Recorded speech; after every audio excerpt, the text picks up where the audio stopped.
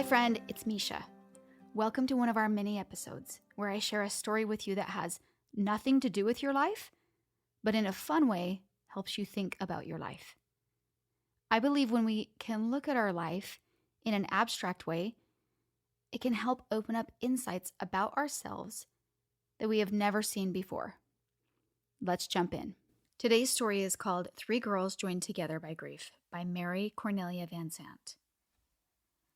When I was 14 years old, in a 2-week period before Thanksgiving, my dad developed hepatitis and died. It was a shock to all of us. He had always been so healthy. He'd only been sick once before and he bounced back quickly. As one of 8 children, I was usually lost in the crowd. Now, however, adults sought me out to console me. They told me how much I resembled my father and what a good man he had been. There was an outpouring of love. Visitors and food to our home. To be honest, the months that followed his death were quite beautiful, in a weird way. I had never felt so immersed in love. At school, none of my friends knew what to say to me.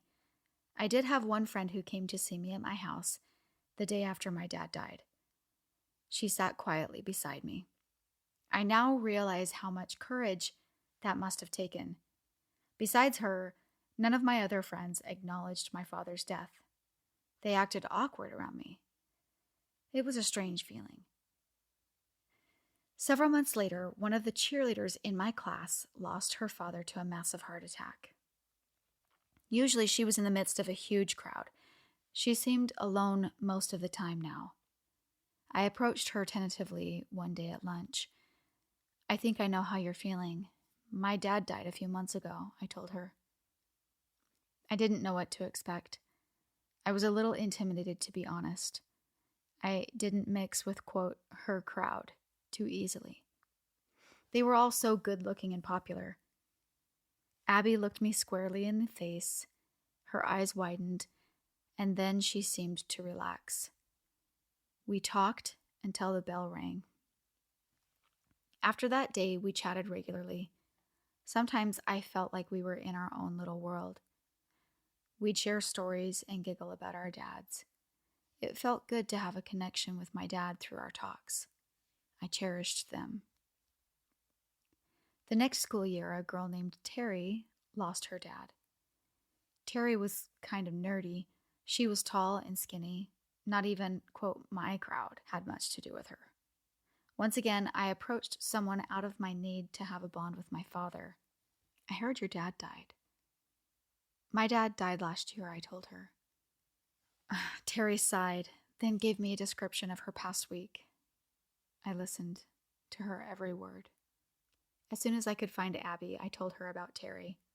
Abby responded like I did. It was as if we were on a deserted island and we had caught sight of a shipwrecked victim floating toward us. We became a threesome.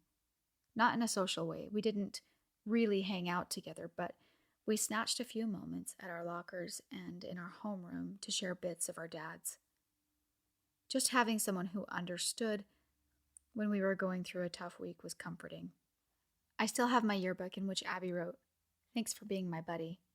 I needed you." Occasionally I hear from Terry. I've continued to reach out to people who are in pain. I've received comfort myself, too, as a result of connecting with others. Being able to reach out to others has returned blessings to me 100-fold. I thank my dad for this lasting and life-affirming gift. I hope that you are looking for the lessons in these stories and looking for the ways that it applies to your life. If there's any questions or insights you have, don't forget to reach out. I would love to hear from you. You can DM me on Instagram at myfriendmisha. I'm here for you. I'm here for you to help you take a little bit of time for a mindset check that will alter your days and by so doing, alter your life. I'm here to remind you that in your life you have more power than you think you do by breaking it down and walking through it with you. And I'm here to help you feel encouragement radiating from your body to live the amazing life that's in front of you. Keep on keeping, my friends.